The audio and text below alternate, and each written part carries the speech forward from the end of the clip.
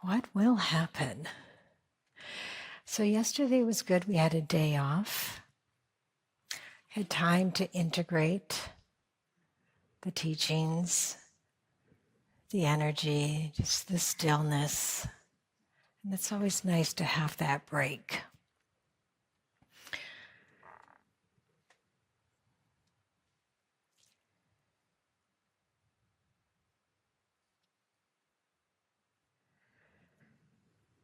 When you go home,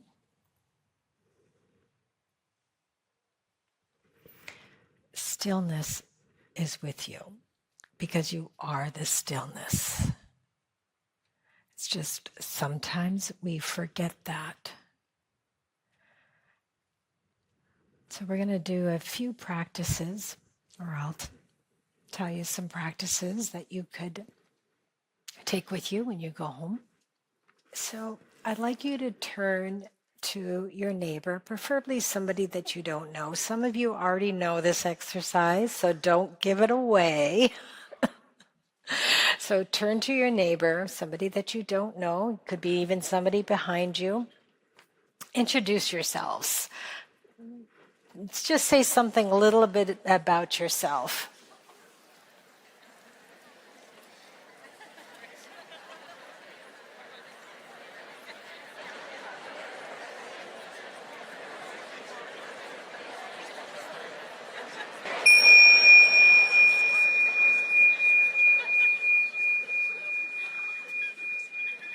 Oh, very good. I was looking at the clock and I was thinking, wow, it takes a long time for it to go up. But I realized after it's counting down.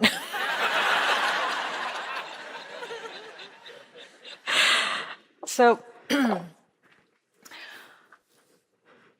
how many of you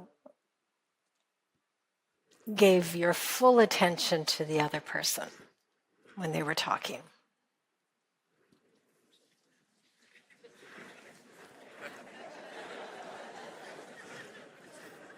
It's hard to see whether there's a lot of hands or very little hands. Okay. Anyways.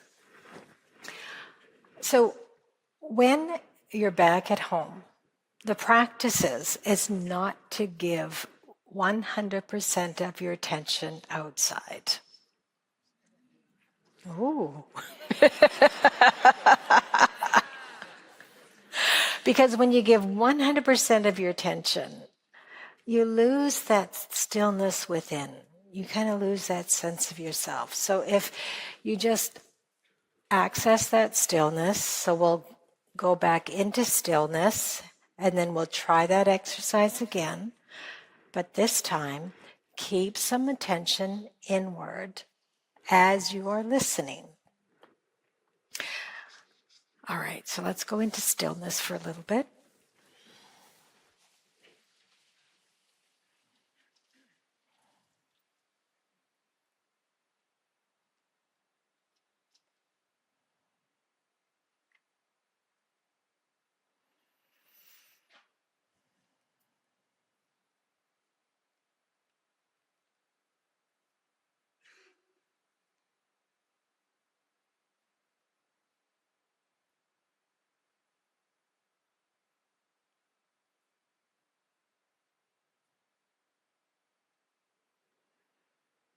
Okay, maybe you'd like to find somebody else, or you can still speak to the same person.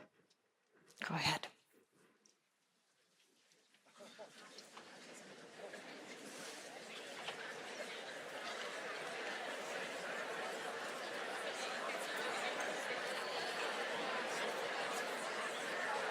You can go in threes as well.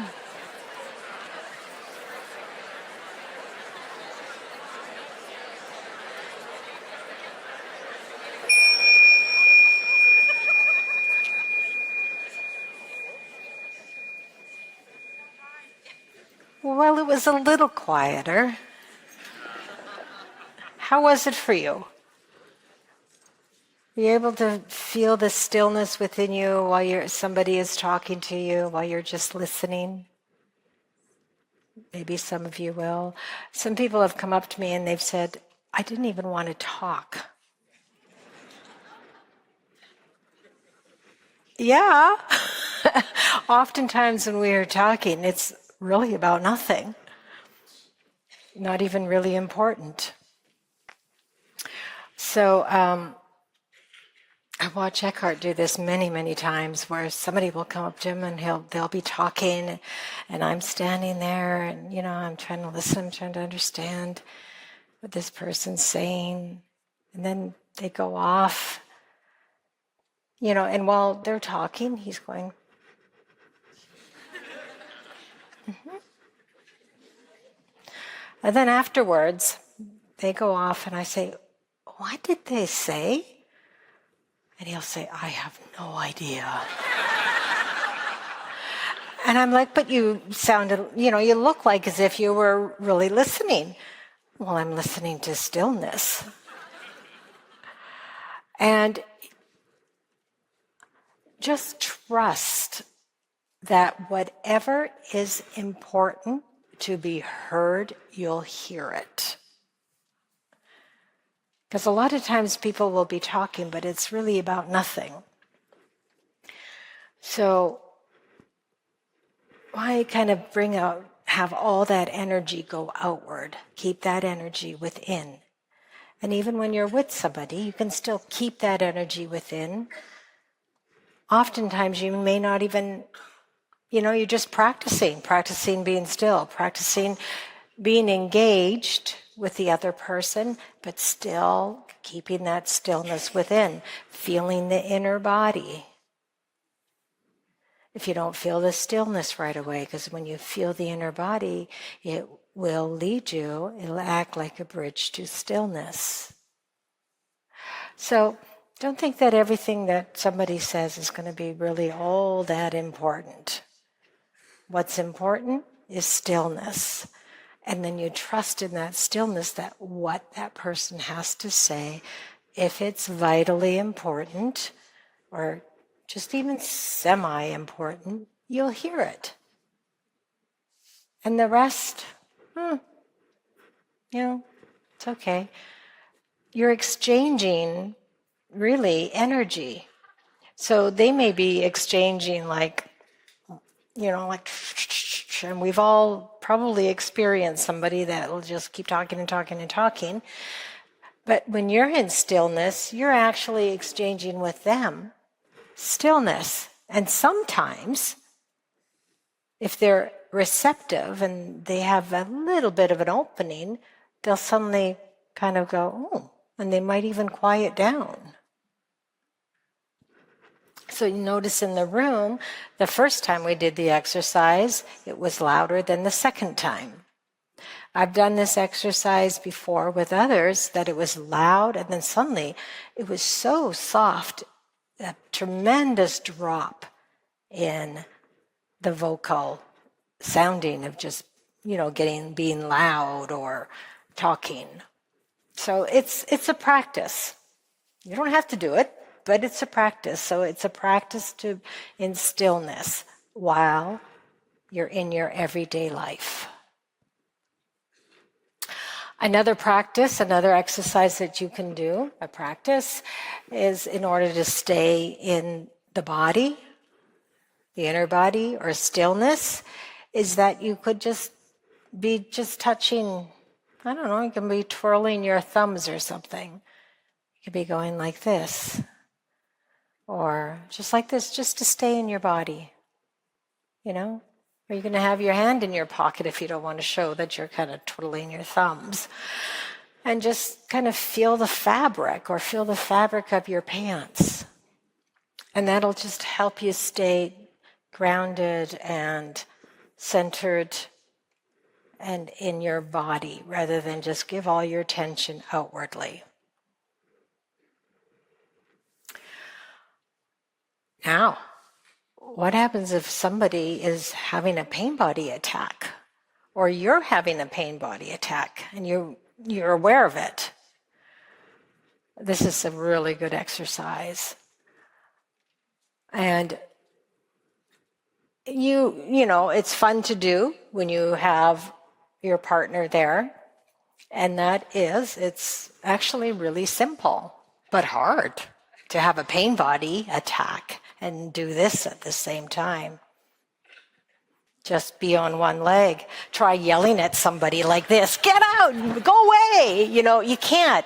Or they're attacking, having that pain body and it's on you and you're standing there on one leg and maybe you even might want to raise it higher so they can see what you're doing and they'll go, what the hell are you doing? I'm just trying to be present here with you, honey. Or at work, if somebody's getting angry at you, you may not want to lift your leg up high, but you want to stay centered. You can just kind of go like this, just a little. And they might see you wobbling around and they're looking at you strangely and they might ask you, what are you doing? And you might share it with them. They might think you're crazy, but that's okay. We're all crazy. So these are just some little things that might help you just stay in the body. Come back to stillness. And touching the body is really good. Just touching, it's almost just like so you can just feel your body. So you're not giving all your attention, because sometimes when the pain body is up, whether it's in you or whether it's in the other person, it draws your attention. That's what it's trying to do, draw you to become unbalanced yourself. So,